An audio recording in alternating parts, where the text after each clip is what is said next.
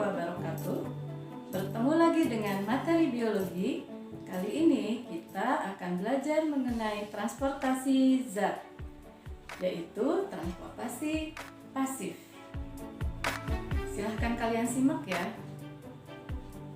Apa itu transportasi pasif? Transportasi pasif adalah transportasi pada sel melalui membran tanpa membutuhkan energi.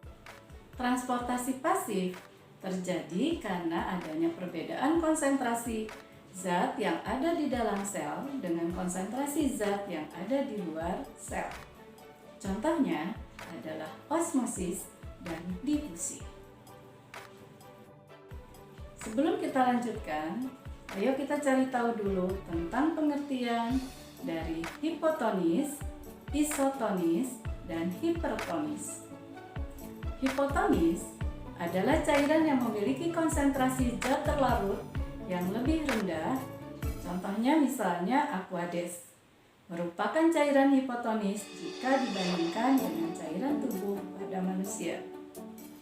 Sedangkan isotonis adalah cairan yang memiliki konsentrasi zat terlarut yang sama.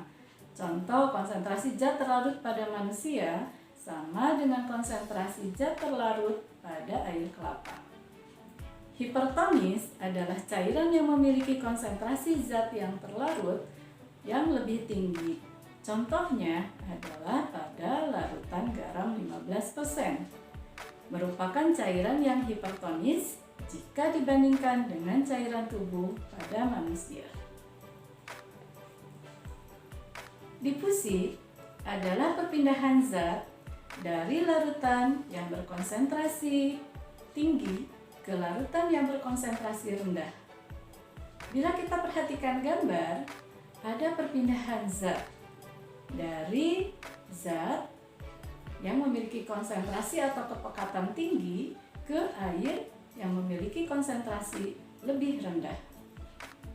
Artinya, zat bersifat hipertonis, sedangkan air bersifat hipotonis. Kita lanjutkan ke osmosis. Osmosis adalah perpindahan air dari larutan yang berkonsentrasi rendah ke larutan yang berkonsentrasi tinggi melalui selaput selektif permeabel. Contohnya, osmosis pada tumbuhan adalah bila sel tumbuhan kita tempatkan pada lingkungan yang hipertonik, maka air akan keluar dari vakuola, sitoplasmanya mengkerut, dan membran plasmanya akan terlepas dari dinding sel. Keadaan ini yang kita sebut dengan plasmolisis. Sebaliknya, apabila sel tumbuhan kita tempatkan pada lingkungan yang hipotonik, maka air akan masuk ke dalam sel tumbuhan dan sel tumbuhan akan membengkak namun tidak akan pecah. Karena bagian terluar dari sel tumbuhan adalah dinding sel yang memiliki sifat kuat, kokoh, dan tebal. Keadaan ini kita sebut dengan turgid. Nah, sekarang adalah osmosis pada sel hewan. Contohnya di sini misalnya sel darah manusia atau eritrosit.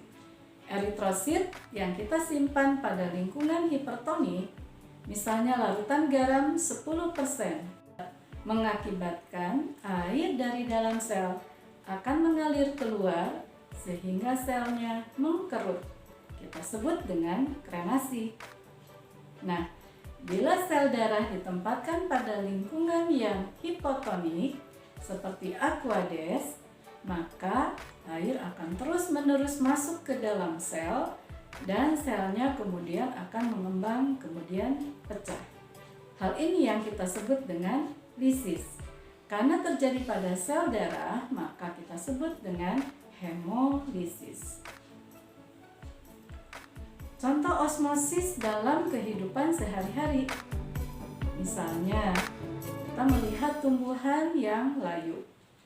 Apa yang kita lakukan? Maka biasanya kita akan cepat menyiram tanaman tersebut.